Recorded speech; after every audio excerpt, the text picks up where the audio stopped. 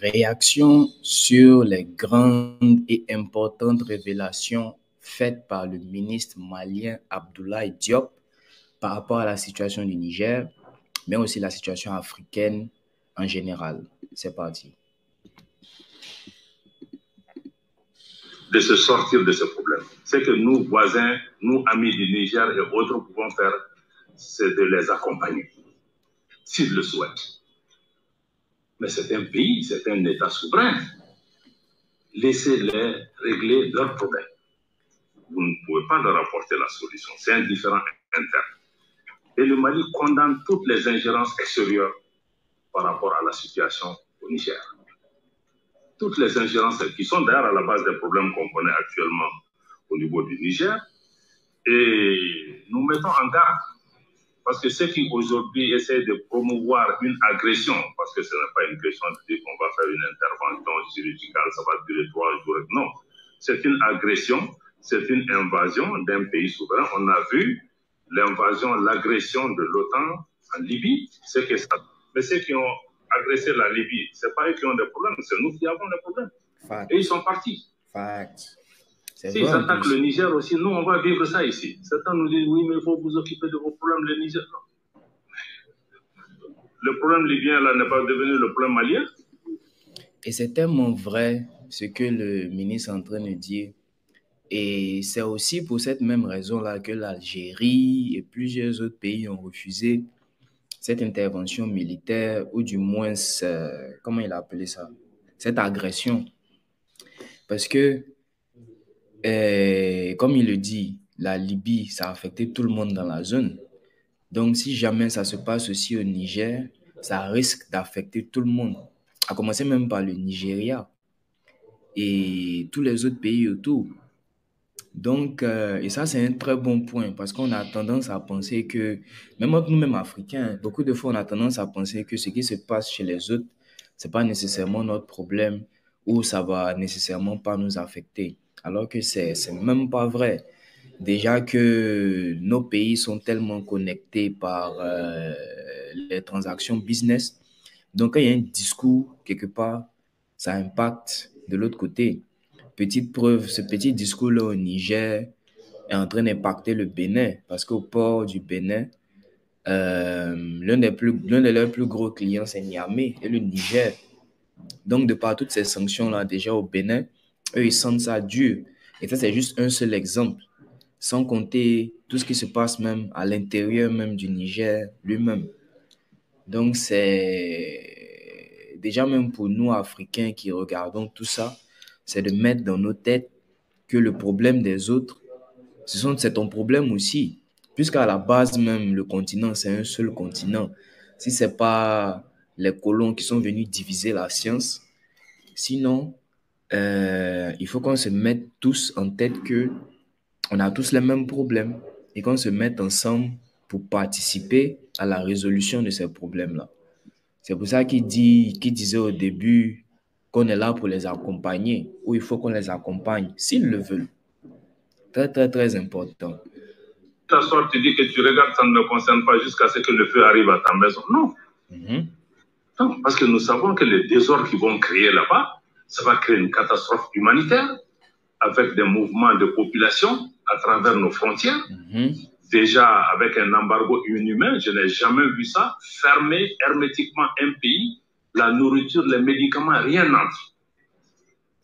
Et ce sont ces pays qui disent qu'ils sont là pour promouvoir les droits de l'homme. Est-ce que c'est la population du Niger qui a quelque chose à voir dans ça? Et c'est ça, parce que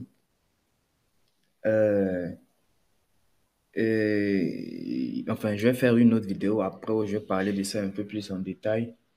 Mais en fait, moi personnellement, quand je regarde tout ça, ça me montre à quel point nos présidents élus, ou je dirais positionnés, ils ne travaillent pas pour nous en fait.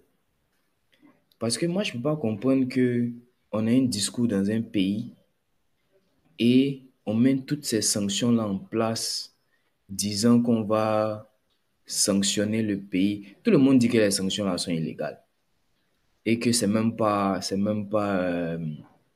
c'est même pas, non seulement c'est même pas possible que ça soit fait, et c'est même pas normal que ça soit fait comme ça.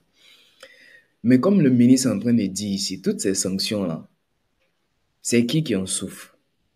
C'est le peuple. C'est le peuple qui souffre. C'est le peuple qui subit les conséquences.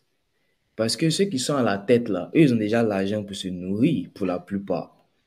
Ils ont déjà l'électricité. Déjà, même qu'au Niger, c'est au Niger seulement que moi j'ai vu que à 90%, tout le monde est un groupe.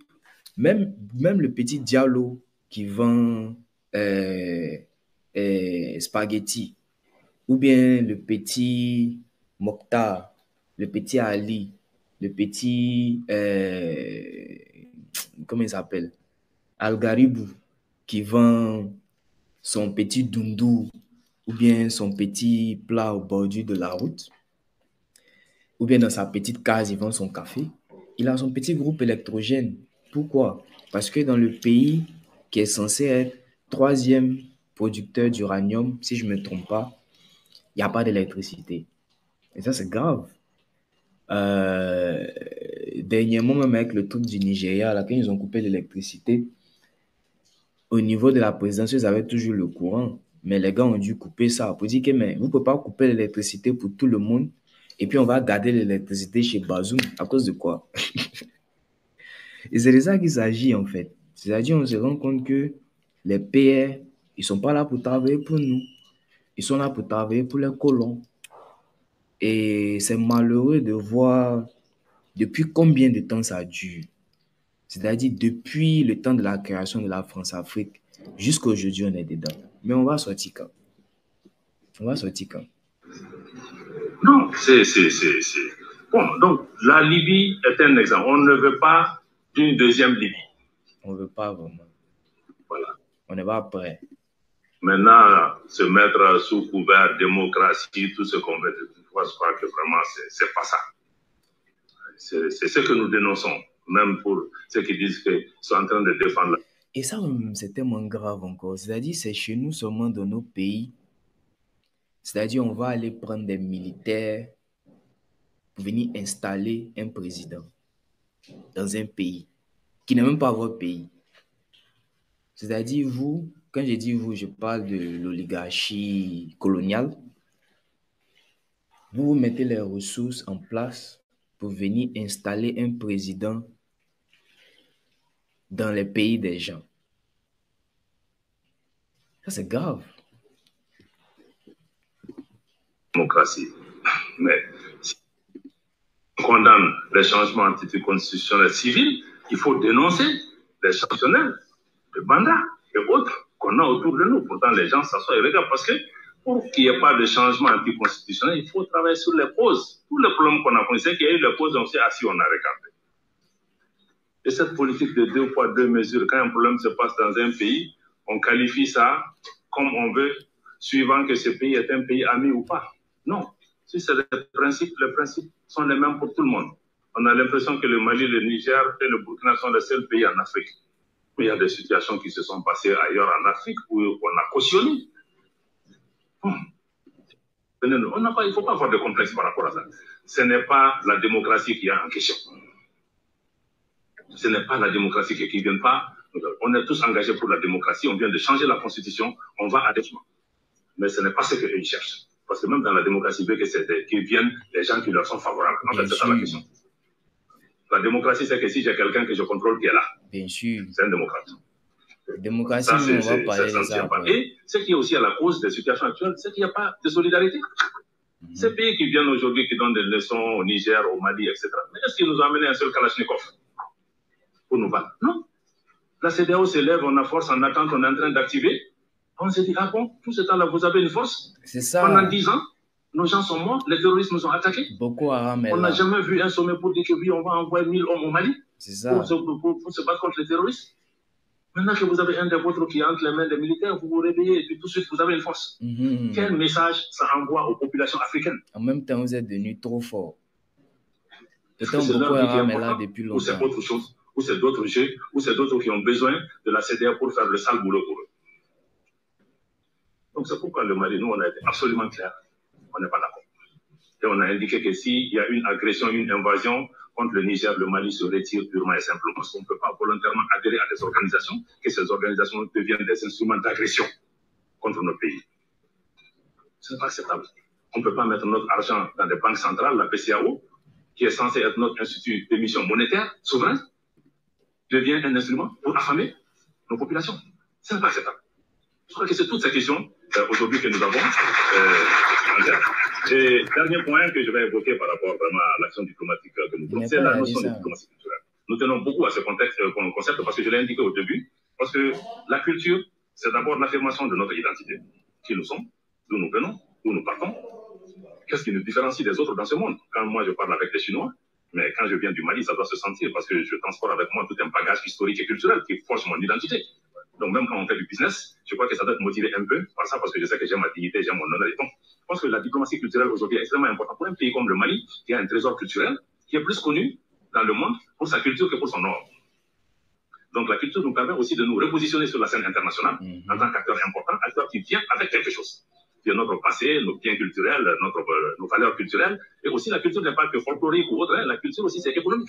Bien sûr. La culture nourrit son homme. Bien sûr. Ça crée des opportunités. Bien sûr. Ne serait-ce que parce qu'aujourd'hui, si nous décidons tous de mettre le coton malien, mais on n'a pas à aller chercher des marchés pour les agriculteurs de coton à l'extérieur. Ça crée des économies, ça va utiliser des gens. Donc la culture aussi, c'est tout un moteur de pouvoir nourrir les gens. Et nous pensons qu'aujourd'hui, il faut mettre l'accent sur cette diplomatie culturelle qui permet de valoriser et de positionner notre pays par rapport à l'international. En guise de conclusion. Oui, parce que quand vous étudiez les autres peuples, comme les Chinois, les Juifs et autres, c'est cette culture-là économique qui a fait qu'ils arrivent à s'en sortir, puisqu'ils ont la culture de se mettre ensemble et de travailler ensemble économiquement pour avancer. Donc, ça fait que l'argent continue de tourner à l'intérieur de leur communauté. Et tout ça, c'est culturel. Et c'est très important ce que le ministre est en train de dire. En guise de conclusion, je veux dire qu'il est important en tout cas de retenir que, comme vous l'avez noté dans ma présentation, que le visage de l'action diplomatique malienne a fondamentalement changé pendant cette période de transition, même si les socles et les principes sur lesquels sont bâtis notre diplomatie sont restés les mêmes. Naturellement, nous avons une diplomatie qui a évolué vers une diplomatie d'anticipation, parce qu'il y a beaucoup de choses qui nous sont arrivées aussi, mais ce n'est pas parce qu'on a attendu que ça arrive. On a préparé, hein, on a... Afrique Média, le monde, c'est nous. Monsieur le ministre, félicitations, merci beaucoup pour votre message, très très pertinent. Certainement qu'on va faire une autre vidéo pour décortiquer un peu, parce que le ministre a dit plusieurs choses. Mais qu'est-ce que vous en pensez? Répondez en commentaire, avis, réactions positives, réactions négatives. Répondez un peu en commentaire pour qu'on en discute. Et aussi, n'oubliez pas de vous abonner sur la chaîne Ivorywood 225, Culture, Tradition, Business. En Côte d'Ivoire d'abord, mais en Afrique ensuite. Parce que, comme je disais tout à l'heure, les problèmes des autres sont aussi nos problèmes. Parce que la même Afrique, c'est la nôtre. Et avant les colons, on n'avait pas toute cette délimitation-là. Donc, il est grand temps qu'on casse les barrières et qu'on refasse notre culture pour qu'on puisse effectivement et éventuellement atteindre les niveaux où on va arriver. Donc, abonnez-vous sur la chaîne Ivorywood 225 et on sera à la prochaine. Ciao, ciao. You're listening to